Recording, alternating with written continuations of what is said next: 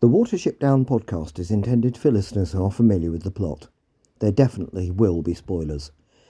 This episode is scripted by Newell Fisher, Illunination and Sean Hagins. It is narrated, recorded and edited by Newell Fisher.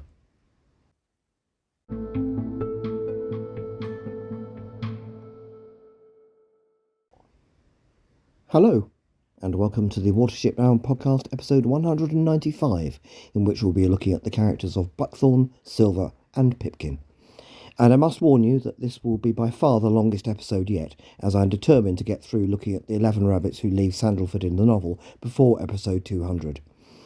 At this point in recording, I obviously cannot tell you the final length, but it is looking like about 50 minutes. Like Hawkbit, Pipkin could easily have had his own episode, but instead you will have to endure this audio hike, for which I can only apologise. But look at it this way. At least you aren't Holly having to reach Watership Down via Efratha in the 1978 film. Oh no, did I mention that again? First though, a few items of burrow keeping. Illunination on Instagram has left a lovely comment following my announcement in episode 193 that the podcast is going to cease to be weekly after the graphic novel. Quote, I just listened to your 193rd episode and felt like saying thank you. I found your podcast when you were already a few episodes in and eagerly awaited every episode since. I love how passionately you are about these rabbits and I'm very thankful for that entertainment every week. And although I'm also really looking forward to your analysis of the graphic novel, I can totally understand you saying that you need a bit more time for your family. I'd love to hear more of Adam's other works, even irregularly, and wish you and your family all the best. End quote. Thank you so much, Illumination, and welcome to the Owsler. Next, a couple of corrections from last week. In Acorn's original obituary, I have now realised that I said that Bluebell was possibly Owsler. In fact, he definitely was, being one of the guards who accompanied Captain Holly to arrest Bigwig and Silver at Sandalford. But, as Holly says much later, that was another rabbit, long, long ago. And Pipkin and Acorn were happy to share a burrow with him on Watership Down, which tells you all you need to know. Next, in the section on Hawkbit, I mistakenly called the puffins at the big water penguins. Well, they definitely don't get penguins on the Dorset coast, though I'm sure they'd enjoy it there. Lastly, Owsler member Sean Hagins, the authority on the 1984 ABC radio play, made the following comments on YouTube. Quote, Hawkbit is in the Australian broadcast as kind of a comic relief. I don't know non-North American accents very well, but he seems to be a rural bush Australian accent to me more than a city accent. I really liked him. He wasn't cracking jokes. He amused me because of his humorous reactions to situations. There was no voice actor for Speedwell or Acorn in this play. End quote. He added by email, quote, I think Buckthorn is the only other ex-Sandalford rabbit who didn't have a voice actor. End quote. Thank you for those clarifications, Sean. Welcome as always. So then, let the marathon begin.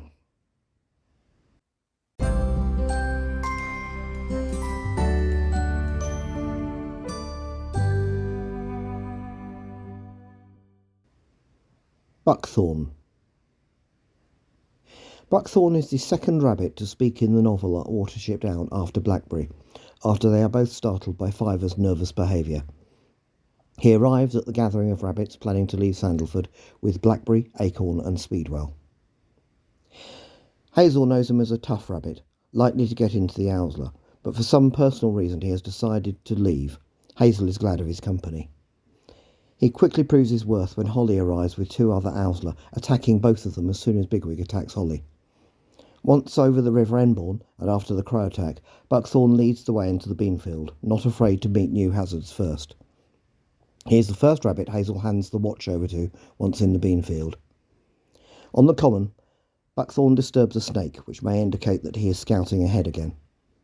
He plays no part in the rebellion on the common, and is seen talking to Bigwig and Silver, the only Owsler members at Sandalford, after Bigwig acts against the rebels. Buckthorn reaches the other side of the common with Acorn and Speedwell, indicating that he does not just stick with one group, and he is the first rabbit to actually address Hazel as Hazel Ra. Twice. At least in the version I'm using, which does include the lost paragraph. When Bigwig scouts out this new place, he naturally chooses Silver and Buckthorn to go with him, and when Cowslip is spotted, Buckthorn immediately urges caution and comments on his size. After helping with the digging of scrapes, Once the decision is made to go to Cowslip's warren, Buckthorn is described by Adams as perhaps the most sensible and staunch of them all.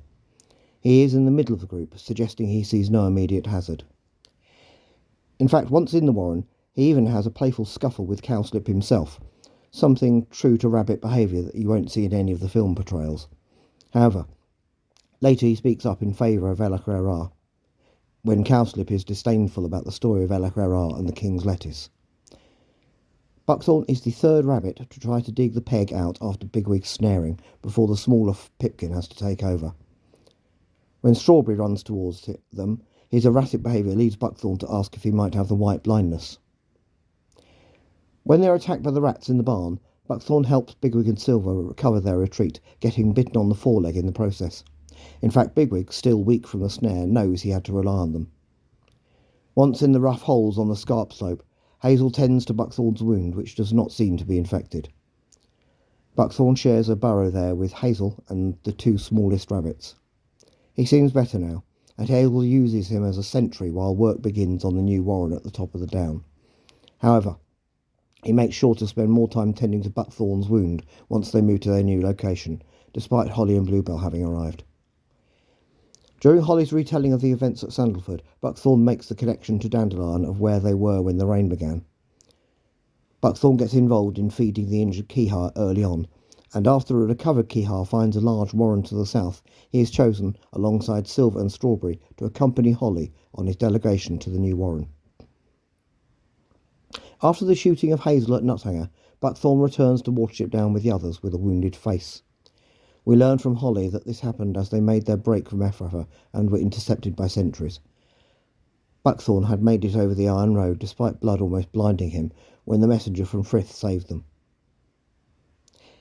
As the story reaches its low point, Buckthorn is recovering from an injury again. When Hazel returns to the Down, Buckthorn is one of those who plays rough with him in celebration. And when Hazel decides they are going back to Ephrata, very sensibly, he is one of those who is left behind.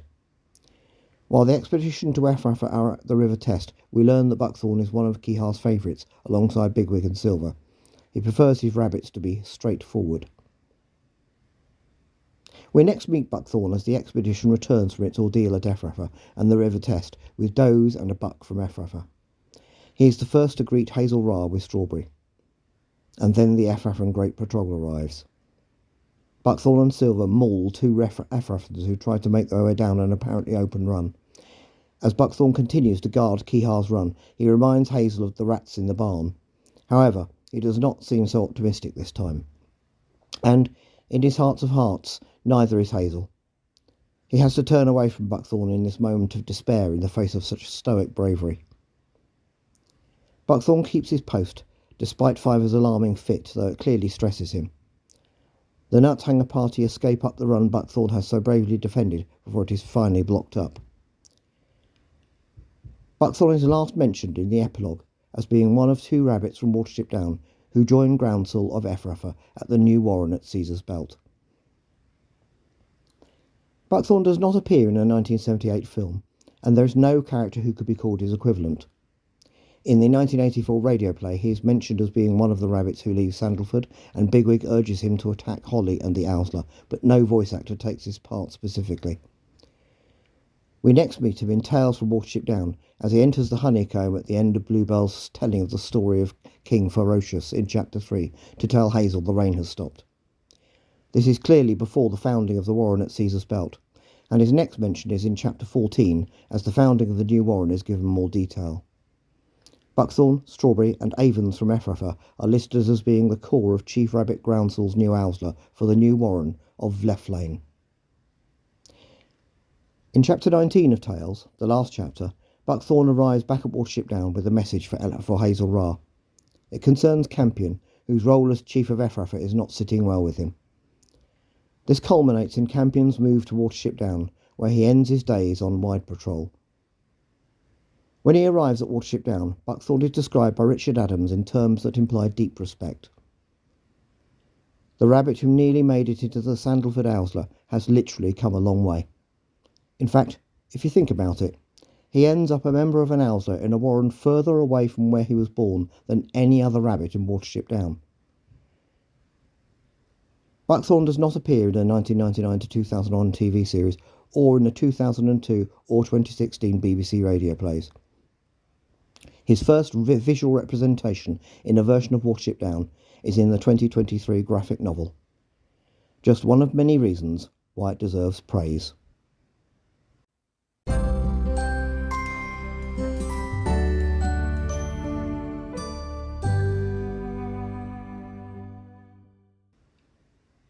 Silver.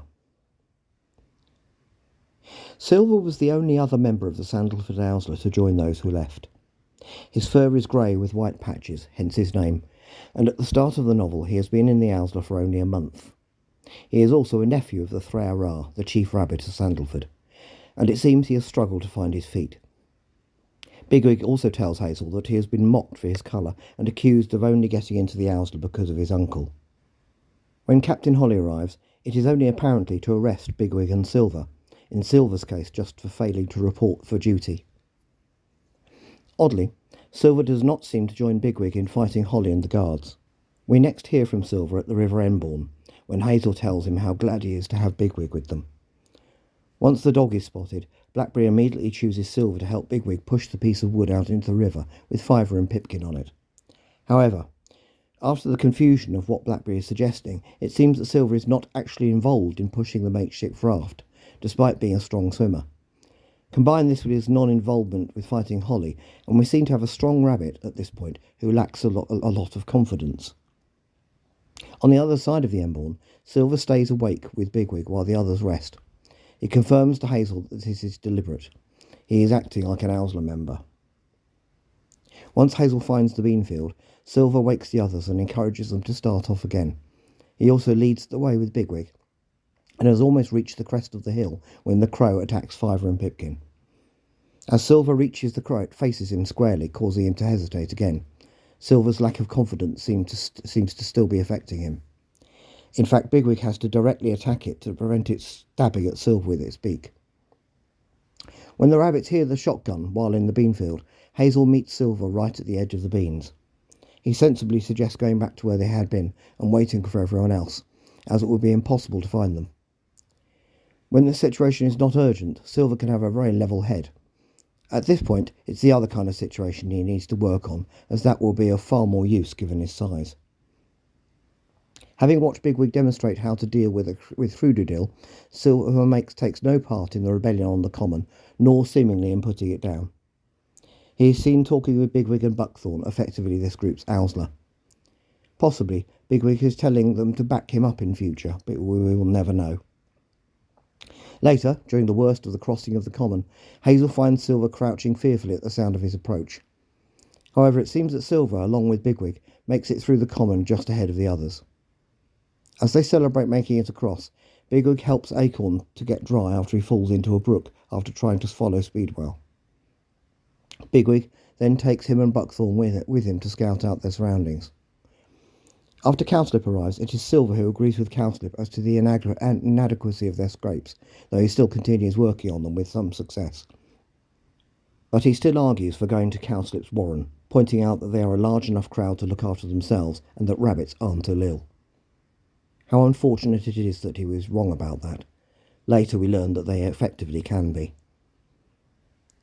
He is also confident enough to disagree with Hazel, saying that they should all go together. Hazel follows his advice. Adams describes Silver as steady and reliable, and it does seem that he is now indeed becoming just that.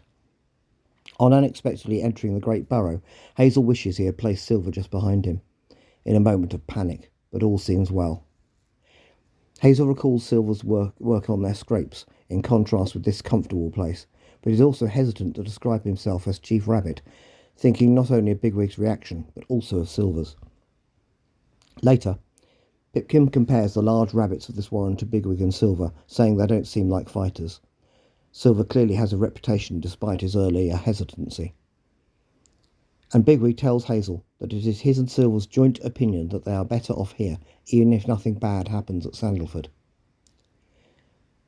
Silver joins Hazel in praising Dandelion after the tale of Ella Rara and the King's Lettuce, before Cowslip brings the atmosphere down. And, after hearing Silverweed's poetry, and Fiver's pushing his way out of the Great Burrow, Bigwig jokes that he'll keep Silver, and the poet can just be weed. When Bigwig is snared, Silver is one of the first rabbits Hazel tells Fiver to fetch. Silver takes over from Hazel in trying to dig out the peg. Along with Fiver, he had questioned Cowslip on why he wasn't coming to help, but it was only Fiver who the cowardly Cowslip had attacked in response. Hearing this is what first makes the recovering Bigwig speak.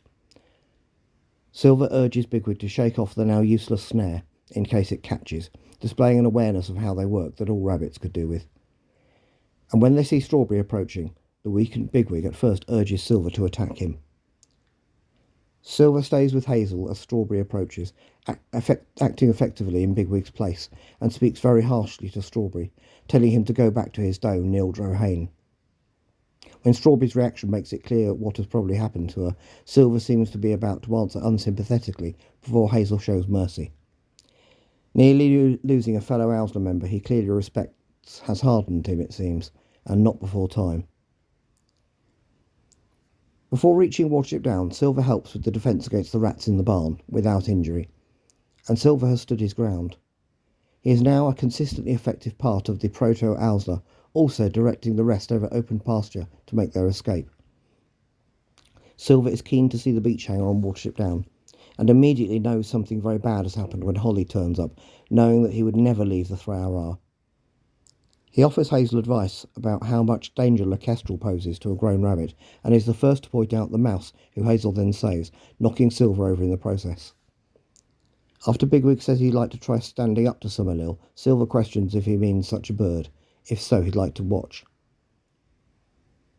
Holly is keen to talk to Silver and chooses him to convey the message to the others, that he will not try to muscle in on Hazel's leadership, perhaps thinking Silver has a more level head than Bigwig. During Holly and Bluebell's retelling of events at Sandalford, Silver interrupts twice. Once to ask what the Thrower thought about the men who poked around the warren before its destruction, and once to question Holly's description of the field itself being destroyed. Later, Silver helps clean Holly's wounded ear, and while he does so, questions Hazel on his ideas of befriending other wildlife such as mice. He doesn't seem to think it is a very good idea, but this gives Hazel a chance to explain his thinking. Blackberry disagrees with Silver, who concludes that it might be worth it just to see Bigwig telling bedtime stories to a mole. Silver discovers the injured Keehar with Bigwig, nearly getting his foot broken by Keehar's beak, and then running away at the sound of his cry. He advises Hazel not to go near him. When Keehar discovers a large warren to the south, Silver is picked to be one of those to accompany Holly on his embassy there. When they return much later, after Hazel has been shot, Silver is the only one of them still in good shape. When Holly tells her what happened at Ephrafa, he makes it clear that Silver was absolutely essential in their managing to make the journey back at all after their escape over the Iron Road. As Hazel recovers at the foot of the hill, he expresses worry that Bigwig and Silver may start fighting over Clover. This possibility of fighting over the few does there are is a major part of his argument for returning to Ephrafa. Silver is the only one of the rabbits who went to Ephrafa for the first time to volunteer to return. He guides them west of a downland farm, and then Hazel divides them into 3 groups, one of which Silver leads, until they arrive at Caesar's Belt, the long straight wood Holly did not like.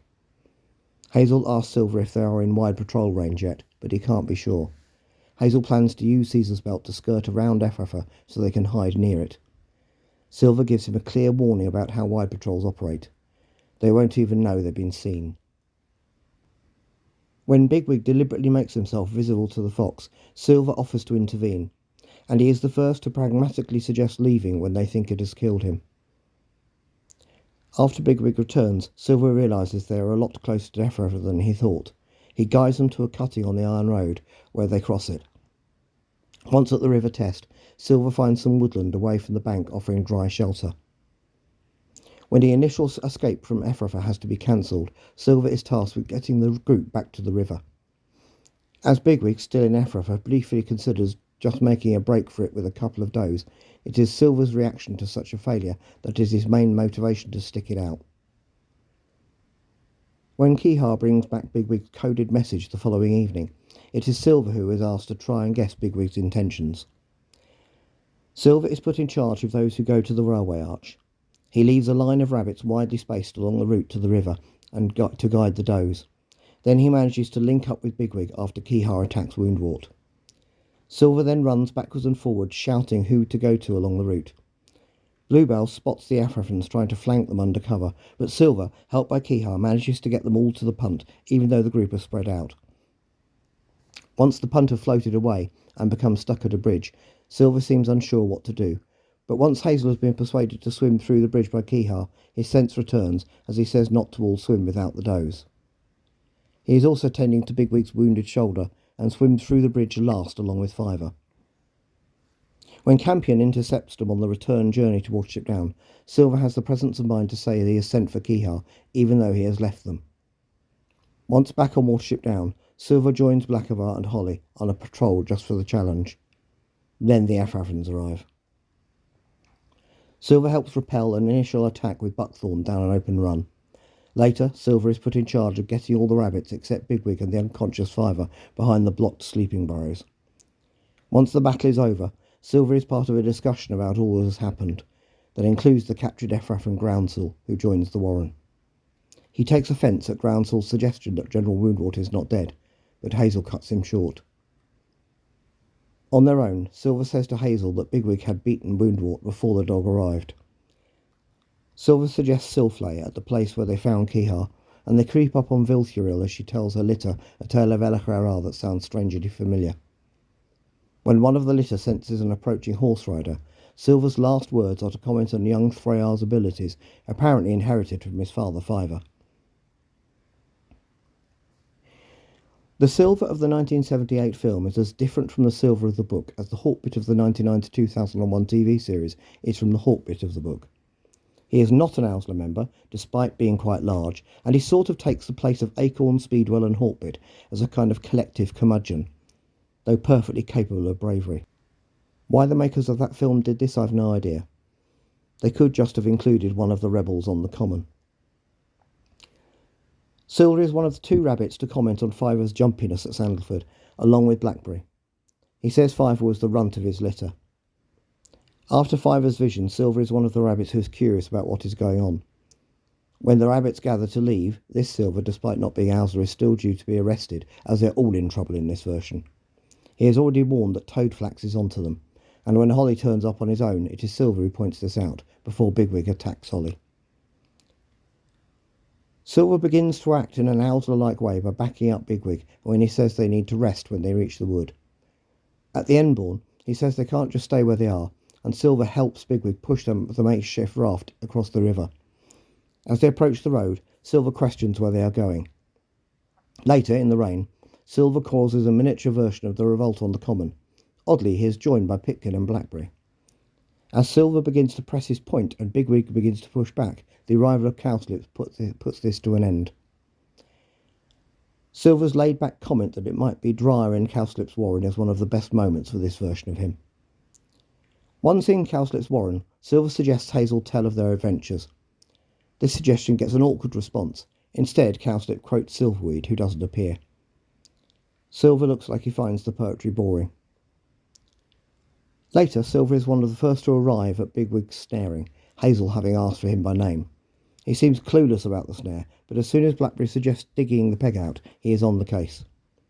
Thinking Bigwig is dead, Silver angrily says they should drive the rabbits out of this warren, as they left Bigwig to die before Fiver's reality check. As the group travel from Nuthanger Farm to Watership Down, it is Silver who asks how Sandalford Warren was destroyed when they encounter the injured Holly. Once on Watership Down, Silver here is not involved in finding Keehar, though he is one of the stupid bunnies Keehar refers to later when pointing out they have no chicks. Once Keehar flies away to find them does, we see a dejected Silver feeding before Hazel has his idea of raiding Nuthanger Farm. Hazel, having survived being shot during the failed Nuthanger Farm raid, there is no embassy to Efrafa when Keehar returns to say that it is the only source of does. Holly has already been there, so the only time Silver travels to Efrafa is for the plan to get does out. At the river test, Silver points out that fighting the Efrafans will not be an option, just before Blackberry has his big idea about the punt.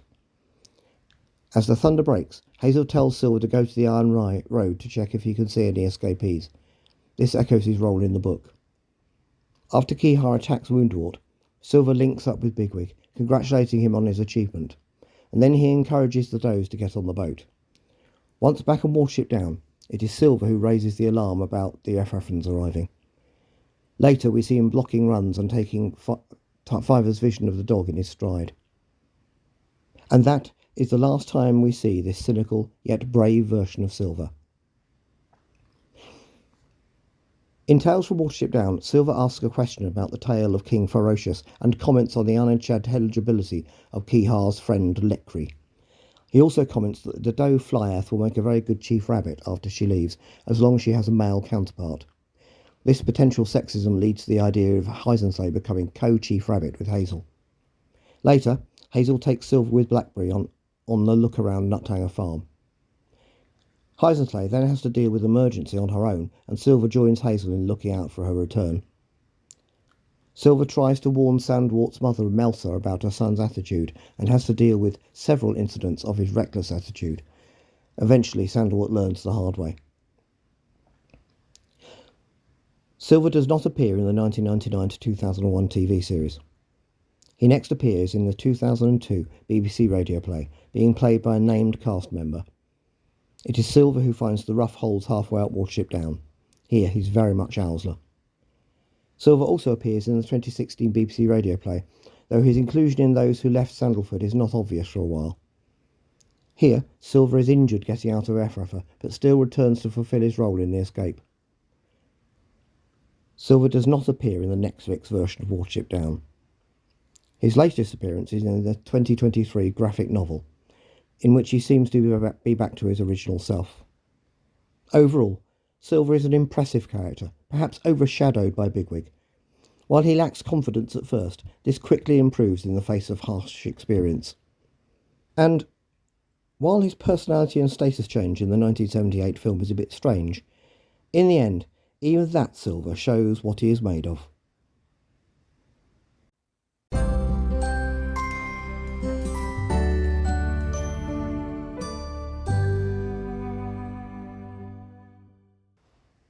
Pipkin. Pipkin is a small rabbit, a friend of Fiver's, and overall you'd have to say the least likely to survive the events of Watership Down. His name in Lapine is Hleo, meaning a dip in grass where moisture can collect, and he is sometimes referred to as Hleo Roo, Roo meaning little. Hazel and Fiver have spent some time trying to persuade Pipkin to join them, and he arrives at the gathering place to leave Sandalford with them. Pipkin just plans to follow Hazel. When Bigwig and Silver arrive, Hazel thinks to himself how he is determined that rabbits like Pipkin will not be pushed around wherever they end up. Pretty soon, as they enter the woods, Bigwig notices how tired and stressed Pipkin is getting. He also manages to get a thorn in his paw. All in all, Pipkin is having a miserable time. In fact, he is the main reason they stop to hear the story of the blessing of Elacrera. And it works. At least until the Lendry arrives. Pipkin limps on in pain with Hazel until they reach the river Enbourne. Fiver wants to cross the river, but neither he nor Pipkin will be able to swim yet. And then Bigwig sees the dog. Bigwig says they will have to leave Pipkin and Fiver behind and swim, but Hazel, looking at how wretched Pipkin is, refuses to leave him. Fortunately, Blackberry comes up with his idea, and Pipkin accompanies Fiver on the makeshift raft to the other side. Blackberry practically bullies him onto the raft, as Pipkin is clearly almost thawed. Poor Pipkin squeals when the piece of wood tips, but Bigwig gets him and Fiver across the river. But Pipkin's trials are not over. As he and Fiver make their way to the beanfield, they are attacked by a crow and have to be rescued by several of the others, as Pipkin tries to bury his head in the ground to avoid being blinded. This is when Hazel notices how injured Pipkin is. Once in the relative safety of the beans, Hazel is able to get a large thorn out of Pipkin's front paw at last. Later, Hazel thinks for a moment that Pipkin may have died in his sleep when he sees a beetle on him, but he is okay, at least physically, and asks if the others will leave him behind. Hazel promises that will not happen. Later on the common, Hazel hopes Fiver has said nothing to Pipkin about aiming for the high lonely hills, as they are far too far away. Pipkin tries to ignore the rebellion on the common, and as the crossing of the common gets to its worst point, Hazel keeps encouraging Pipkin, who sticks close to him all the way. Having made it to the other side, when Cowslip appears, Pipkin still wants to stick by Hazel as he goes to meet him, and has to be told to stay behind. Once they decide to go to Cowslip's warren, he sticks close to Hazel again.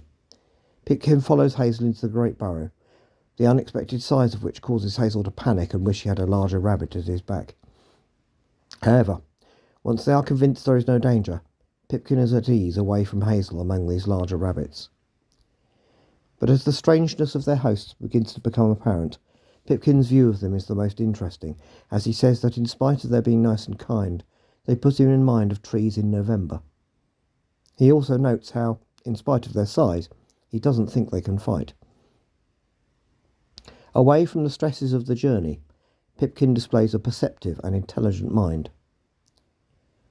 In his sleep, Pipkin uses one of the lesser-known phrases in Lapine in the book. "Sain Lainan Marley? Is ground so nice, mother?" But then they are woken to the arrival of the Flayra.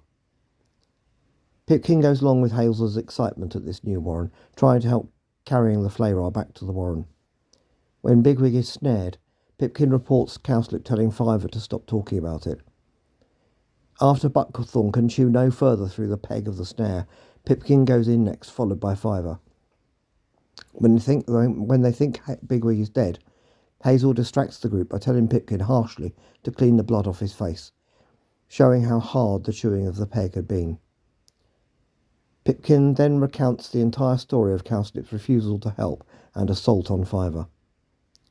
Bigwig hears this as he comes round, resulting in his statement that he will kill Cowslip. Once they reach the top of the Watership Down, Pipkin readily joins Hazel in digging the new warren, and when Holly and Bluebell arrive, Pipkin disobeys Hazel's instruction to stay on the down, saying Hazel's stuck by him at the river. As a result, Pipkin stays at the burrows halfway up the down with Holly and Bluebell along with Dandelion. Pipkin helps nurse Holly through the worst of his recovery, and eventually escorts Holly and Bluebell to the top of the down. Hazel is concerned at how Holly's account of what happened at Sandalford will affect Pipkin, and he is indeed very affected by it, especially the account of the death of Scabious by being shot and then hit by a human as he screamed. When Keehar arrives, Pipkin and Acorn boast of being the best insect catchers, keeping him fed as he recovers. Then, after Holly et al. Set off for what turns out to be Ephrafa, Hazel decides that the best rabbit to accompany him to Nuthanger Farm is Pipkin, figuring he will do as he's told.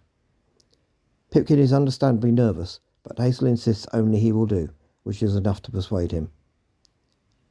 They arrive at Nuthanger at first light, and Pipkin keeps watch as Hazel talks to the hutch rabbits. When Pipkin spots a cat, Hazel gets him away by annoying the cat into attacking, so they can both bolt after it has already used up its energy. When the raid to rescue the hutch rabbits happens 2 days later, Pipkin is not allowed to come along, just accompanying them to the foot of the down. When Hazel is thought to have died on the raid, Pipkin is more bewildered than in grief. And when Hazel turns out to have survived, Pipkin is unhesitatingly enthusiastic about joining the expedition to Ephrafa, out of blind loyalty to him that he finds difficult to articulate. During the telling of the tale of El Akhara and the Black Rabbit of Inlay at Bigwig's insistence, Pipkin has to remove himself, and Fiver goes with him. And it is just as well he does, as he and Fiver spot a fox heading in their direction as the story is nearly over. When, later, they think they hear Bigwig being killed by the fox he leads away, Pipkin nearly bolts. Later he notices that Hazel is dragging his wounded leg. Once they reach the River Test, Pipkin is asked to fetch the others before they cross to safer ground. He then helps to make scrapes for shelter. When Bigwig's initial escape attempt has to be cancelled, and Hazel says he will go into Ephrafa himself, Pipkin says he will go with him, which, though brave, probably isn't a good idea. Pipkin is only mentioned once during the actual escape, being encouraged towards the escapees by Dandelion, and when Hazel later swims through the bridge from the stuck punt, Pipkin follows him into the water. During the Battle of Watership Down, Pipkin begs to be allowed to stay with the unconscious Fiver in the honeycomb after his vision, Another act of insane bravery considering the Ephrathans are tunneling their way down, but Holly insists they need him. After the battle is over, Pipkin insists on going to look for Hazel, and would have gone all the way to Nuthanger Farm probably. Fortunately, he and Fiver meet him approaching from the west. Pipkin's last mention in the novel is when he asks Hazel Ra to accompany them to the evening side of the wood on Watership Down for Silflay. In the 1978 film, Pipkin is introduced visually for the first time, and to distinguish him from Fiver, he is made a little plump, a characteristic that I do not believe derives from the book. He is first seen listening in on the conversation between Hazel, Fiver and the Threa Ra, along with several others. We see him clearly as part of the group of 7 who get away from the Sandalford Owsler. When Holly intercepts them, his first line is to back up Fiver, saying that a danger is approaching by saying that it is not good. This is the first hint of this film's comedy Pipkin. There was certainly very little about that was amusing about this vulnerable rabbit in the original story. Bigwig warns about Pipkin's tiredness as they enter the wood, but there is no pause to hear a story in the wood here. In the wood, we see Pipkin pause, out of breath and panicking. With the approach of the dog by the Emborn, there's the same argument about leaving Pipkin behind as in the book. Pipkin and Fiver huddle next to Hazel, terrified. Once on the makeshift raft, Pipkin causes it to spin by moving around on it, not having a clue what is happening. As they approach the road, the doe Violet, who does not appear in the book, acts in place of Pipkin as she expresses confidence in Hazel. Once across the road, they come to the bean field, with no crow attack on Pipkin and Fiver. Later, in the abandoned church, Pipkin knocks over a shovel in the panic of the rat attack, scattering them, but attracting the attentions of an owl. Then, in the misery of the rain, Pipkin wonders what is happening back at Sandalford. He mentions cosy burrows, ending with a sneeze. He adds that they should never have left, and should go back and find out if Fiver was wrong.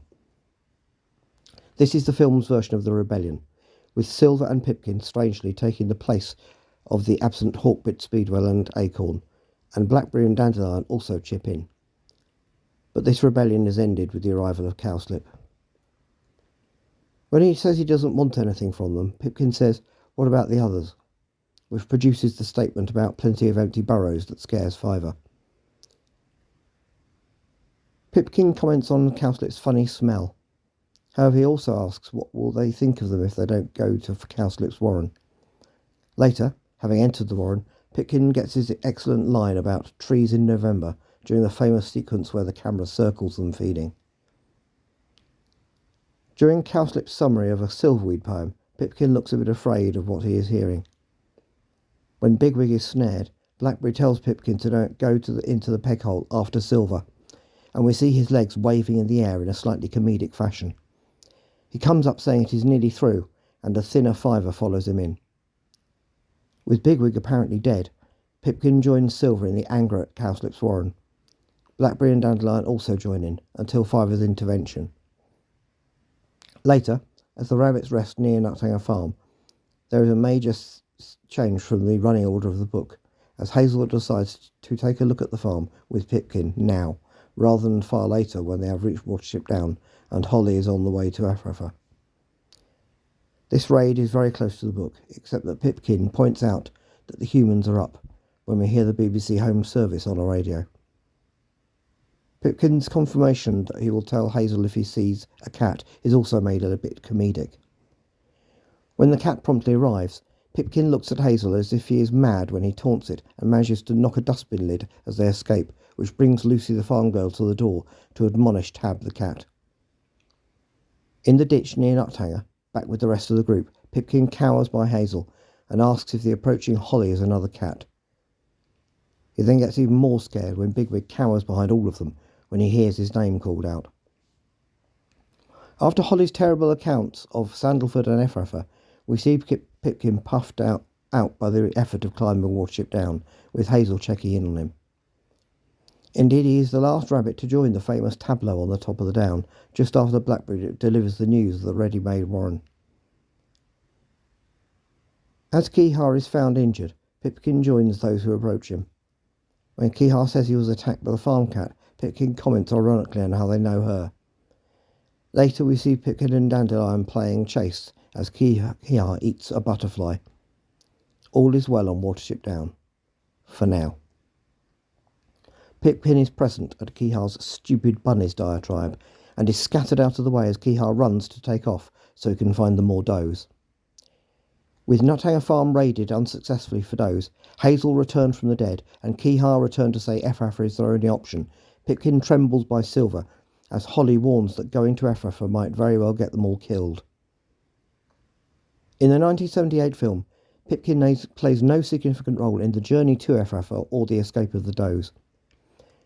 We next encounter him asleep on the down before news of the Great Efrafan Great Patrol, which causes him to immediately say maybe they should leave, provoking Hazel's Henry V moment. Once underground, a terrified Pipkin says the Efrafan Owls will take them all back to Efrafa. Bigwig reassures him. Pipkin later agrees with Bigwig that they got away from the rats in the barn all right. Fiver's vision terrifies Pipkin again. However, he is extremely brave during the battle, first burying Bigwig in the floor of the blocked run, and then deliberately luring Woundwort towards Bigwig when he breaks through into the run. He is clearly petrified while doing this. We see him finally back with the others and backing away from Woundwort in the final moments before Bigwig attacks him. Our last sight of Pipkin in the 1978 film is as he watches the terrible fight between Bigwig and Woundwort, unable to bear the sight at times. Pipkin does appear in the 1984 radio play and has a speaking role. It is only he who needs the piece of wood to cross the Enbourne, and only he is attacked by the crow. He accompanies Fiver to Nuthanger Farm to find the shot Hazel and fetches Silver to help. Hilariously, Pipkin has to have the reason why they need does explained to him as they set out for Efrafa. Does this foreshadow the later child Pipkin of the 1999 to 2001 TV series? In Tales from Watership Down, we first encounter Pipkin crying after the telling of the rabbit's ghost story. He's referred to as having helped dig the winter burrows part way down the scarp slope that autumn, but has difficulty finding them in the ensuing snow before Fly Earth is discovered, having already taken up residence. The last time Pipkin is referred to by Richard Adams is as Hazel and Heisenthal enter the winter burrow he and Bluebell have occupied with Fly Earth. As already mentioned, the Pipkin of the 1999 to 2001 TV series, while looking similar to the one of the 1978 film, is basically a child, and remains one throughout the 3 seasons. I have to say that it can also be very, very annoying compared to the one we are used to, but that's kids for you. At the start of season 1, we meet young Pipkin happily chasing a butterfly by the River Enbourne, apparently unaffected by the journey through the wood. He sees Kihar in the sky and is intrigued by him. Then the dog arrives, and him and Fiver have a precarious escape across the river, clinging to a log. Having reached the bean field, Pipkin meets Kihar properly at its edge. Later, at Nuthanger Farm, Pipkin hears Kihar being attacked by the cat in the barn and stops to help him, which means the others have to go back for him. Once Kihar is rescued, Pipkin suggests that he join them on the high hills, which he does with Hannah the mouse. On Watership Down, the injured Kihar asks Pipkin to go off on his own to find some grubs, which results in him nearly being caught by the weasel. While he is on his own, he also hears Bigwig's name being called in the wind. This is Holly, who has arrived on the down. Later, Pipkin supports Fiver as he plays bobstones with Bigwig over whether or not the Bucks will dig the new warren. Pipkin then discovers the small entrance into the extended cave system beneath Watership Down in the honeycomb. This is used to trap the weasel. Pipkin joins Bigwig's comedy Owsler and is appropriately inept. But the laughter stops while on manoeuvres when they meet an Efrafan wide patrol who almost capture Pipkin. He is rescued by Bigwig with the help of the Watership Down Air Force, which consists of Hannah the mouse throwing acorns from Kihar's back. Pipkin, as well as Fiver, join Hazel in his daytime raid on Nuthanger Farm, and Fiver has a frightening vision on the way that scares Pipkin. Having escaped the cat with the hut rabbit Clover, Hazel is shot, and Fiver tells Pipkin to get Clover back to Watership Down before rescuing Hazel with Kihar.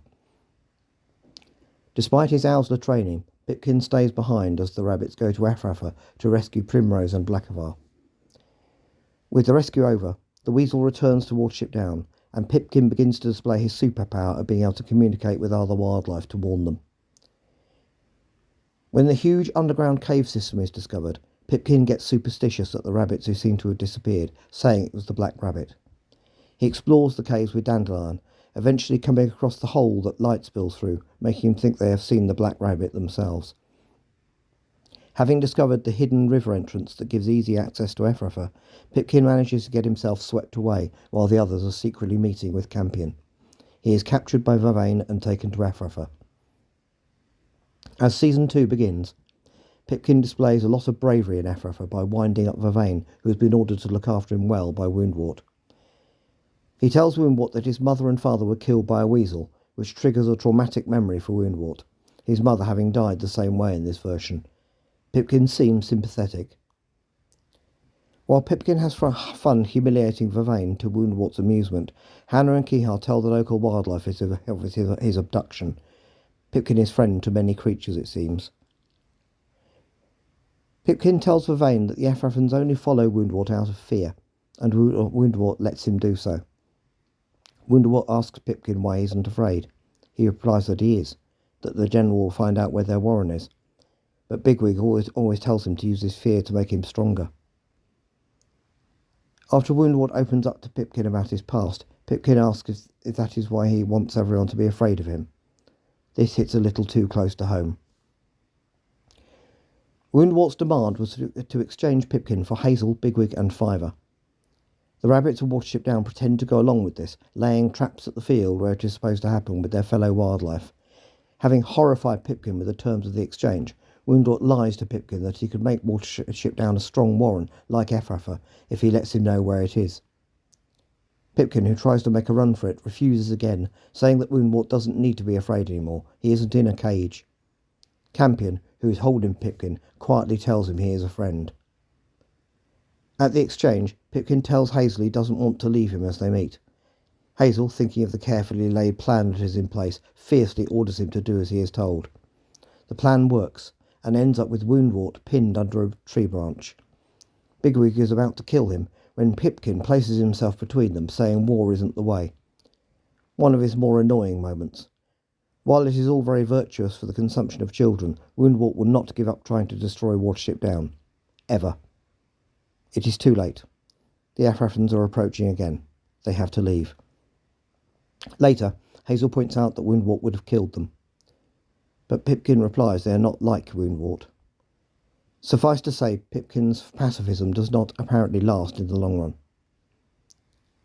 Back on Watership Down, Pipkin is forbidden from leaving. He complains he is being treated like a baby, so Kihar suggests he plays up to it to annoy everyone. Eventually they relent, and he is crucial in the rescue of Hickory from the roundabout, having first failed to persuade some geese to help them. Traffic management is added to Pipkin's superpowers. When Kihar missing the big water causes Pipkin to suggest they go there with him, Hazel, in his most stupid moment, goes along with it. So they all stow away on a bus. At the market they first stop at, Pipkin sees bubbles and is convinced they are a message from Prince Rainbow. However, these bubbles do help to bring the separated group back together. Having reached the seaside, Pipkin proves adept at talking to puffins and not penguins, as I said in the last episode. However, talking to gulls proves less successful. They all end up trapped by the tide, and Pipkin hears Kihar calling out for them. After the puffins help rescue the rabbits, one of them offers some fish. Pipkin tries one. He isn't a fan. Somehow, Pipkin makes it back to Watership Down with the others. When Bigwig and Hazel tell everyone to stay away from a nearby orchard due to an aggressive badger, this acts like a sign to young Pipkin saying apples this way. Fiver has a moment of idiocy and goes with him. When Fiver is captured by the badger, Pipkin is ashamed and says nothing as they search for Fiver. His immaturity places them all at risk until his distressed admission. Fortunately, it all turns out to be a misunderstanding, and Pipkin gains another ally, Bark the badger. Pipkin proves completely invaluable in persuading the local wildlife to take part in the plan to convince Woundwort that Vervain is mad in order to help free Campion. In the two Frithmas episodes, we see his enthusiasm for the Feast of Frith. When the expedition to find Flayra goes missing in the heavy snow, Pipkin angrily refuses to believe they are dead and tells the story of Elara and the Big Freeze in place of Dandelion. His childish optimism of Frith's promise turns out to be correct, as the expedition returns with Flayra, helped by some of the rabbits of the Labyrinth Warren. When the two con artist messengers of Prince Rainbow arrive, Pipkin is completely taken in. He asks how to fly and is given detailed instructions, which he follows. This ends up with him at the top of a quarry cliff, trapped by a weasel. He is saved by the others, making a large pile of undergrowth at the bottom, and one of the repentant fraudsters shouting at him to jump as he can fly. Despite falling safely, Pipkin remains convinced that he did indeed fly. During the sheep invasion, Pipkin befriends Frost the lamb. This results in his finding out where the sheep will come from, which helps in getting rid of them. As Season 3 begins, Pipkin helps to gather the wildlife allies that help the rabbits of Watership Down in the destruction of Ephrata. It seems his pacifism is a thing of the past. As the surviving Ephrathans take up residence on Watership Down, Pipkin gets angry at Bigwig and wanders off, discovering the wounded Campion, who was thought to have died in the caves beneath Watership Down. Pipkin looks after him, getting advice from Blackberry about herbal remedies. He begs Campion to come back with him, but promises to keep his survival secret when he refuses. Pipkin is made head of Bigwig's junior Owsler. He also learns some tricks from the recovering Campion during their secret meetings. Blackberry begins to suspect his comings and goings, and Bigwig asks where he learned a particular flying kick that he had only ever seen Campion use. Pipkin says he learned it in Ephrata. When the junior Owsler encounter Campion while on patrol in a thunderstorm, they think it is the Black Rabbit. Pipkin stays behind as Campion realises what he looks like now. Pipkin begins to let his secret slip. He tells Broom that he knows a secret that would make Blackberry happy. While looking for pebbles for an Owsler challenge, Pipkin rescues the nesting Scree the Hawk and asks Keehar to look after him. He then goes on to beat the senior Owsler in the challenge by enlisting the help of the local wildlife again.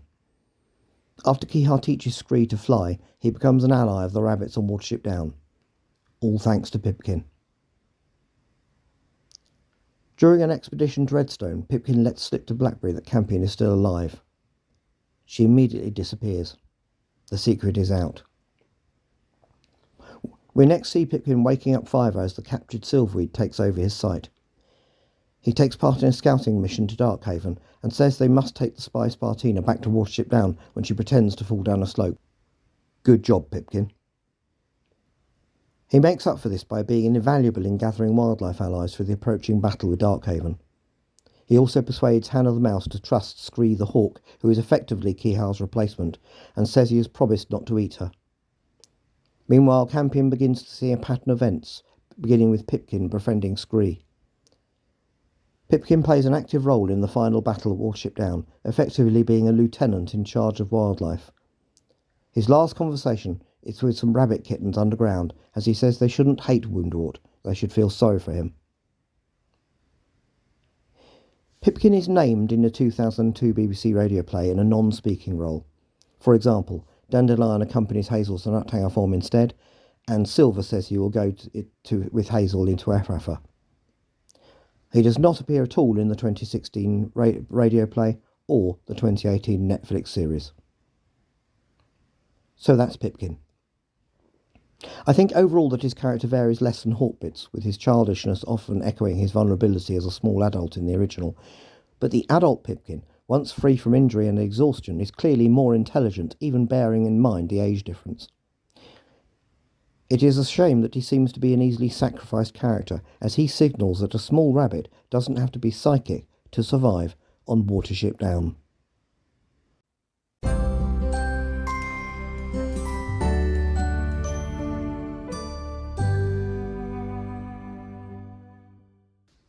Summing up. So that is just over half of the group who leave Sandalford looked at. They include the rank and file members of the group, as well as the Owsler who are not as strong as Bigwig.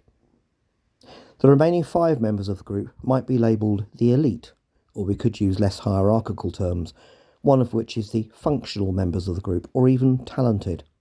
Or put another way, The ones who, if this were a game of bunnies and burrows, would get at least one maximum dice roll on their character sheet.